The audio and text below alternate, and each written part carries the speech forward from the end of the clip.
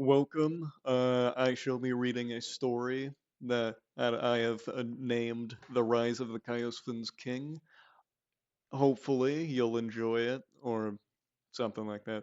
Uh, it's a novel slash fan fiction of Blades and Sorcery. So, yeah, welcome to The Rise of the Kayosfen's King. Chapter 1 The First Fall. Our first sight to see is one of the night sky, with the uncountable amount of stars that streak across it. However, it is not that we lay on a landscape, but are in the very space in which these stars exist. Out of all these stars, one burns brighter than all. It has a light blue color, and its own energy creating a ring going around it, connecting to it with a straight line into the center mass, almost making it look like an eye. Yet, this isn't where the story is held. From afar, and I mean from far from it, we look upon a moon orbiting a gas giant with a dark blue look to it. The moon itself is not lifeless as most are. Not only does it contain life, not too different to Earth, but it holds a story to tell. We start at a vast ocean, a large ocean, I should say. There are two large continents across it, and up to five countries scoured across the two continents. We put our focus on a country known as Aradian. It is half land, half sea. Far out in their territory of sea, a structure stands, a menacing tower, a tall tower. It just almost reaches the clouds, seeming to be split in the middle, rings in its center holding it together.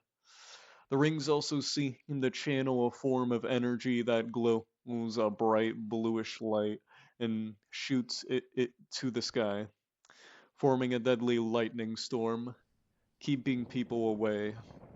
The ones who made it were an ancient civilization that are now long gone by this point. They were known as the Dalgarians, very magical in their knowledge of it and how to make seemingly impossible creations.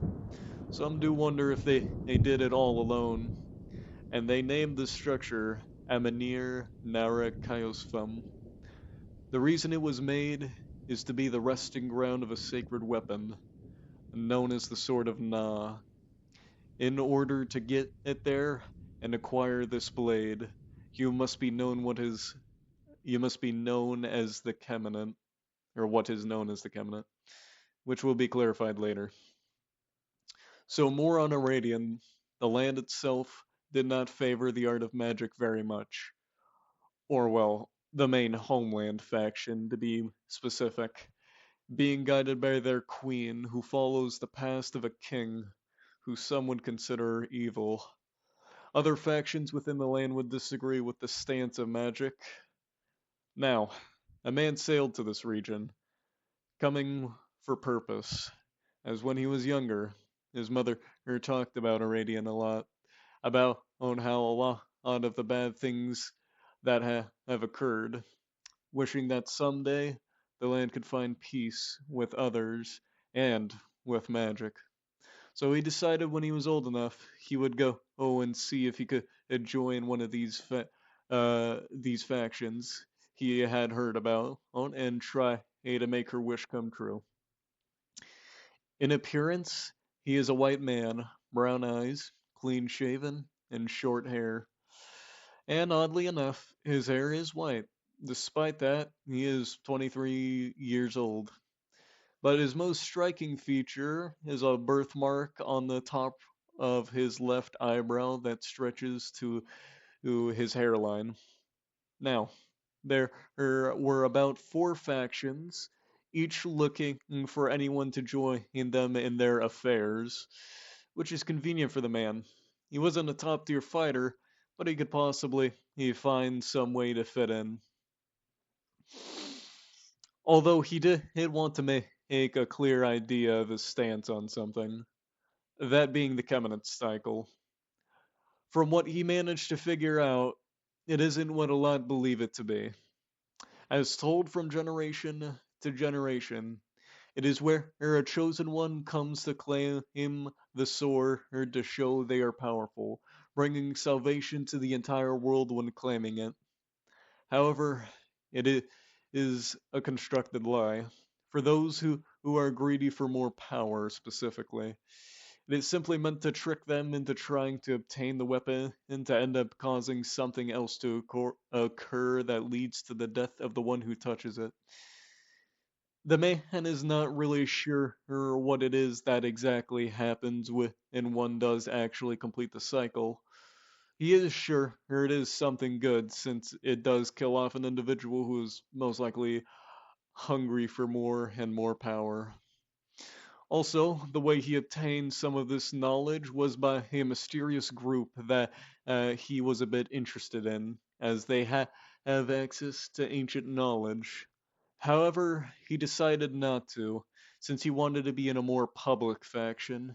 They did leave him with a parting note if he ever changes his mind, that he would be free to come back and see about joining them. So, as it went, the first faction he visited is the Wild Folk. They are made up of a few tribes, and they weren't a huge fan of the idea. Not a hater on it either. More of not wanting to get involved highly in the part of it. So they requested him to leave in a kind manner. Next is the Arabian Kingdom. They also didn't like the idea. However, they were not so kind like the wild folk and threatened the man's life if he didn't leave. So the man then considered joining the outlaws, but they were greedy bastards at best, and that is not how he flowed. So he went to the final faction, known as the Eye. They were technically the most powerful in the region, not in numbers, but power. They got to that level by killing off people who lacked the ability of magic, plundering everything they got out of a fight. Their driving reason for pushing as hard as they do is to stop the Kemenant from completing the cycle, which the man did not know. So when the man shared his idea, they not only didn't like it, but also put the man back on his boat and sent him drifting to die, literally breaking the sails with some magic of sorts. However, the ship wrecked on a island, and eventually he woke up after a while, hmm, seeing a few smashed boxes and his own boat missing a chunk while being rammed into some rocks. After a moment of thought, he decided that he shall not just be forgotten and thrown away, lost to the wind.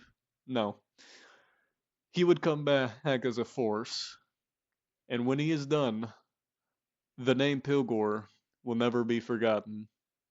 And that brings us to the end of chapter 1. Thank you for listening, and I hope you enjoyed. Peace.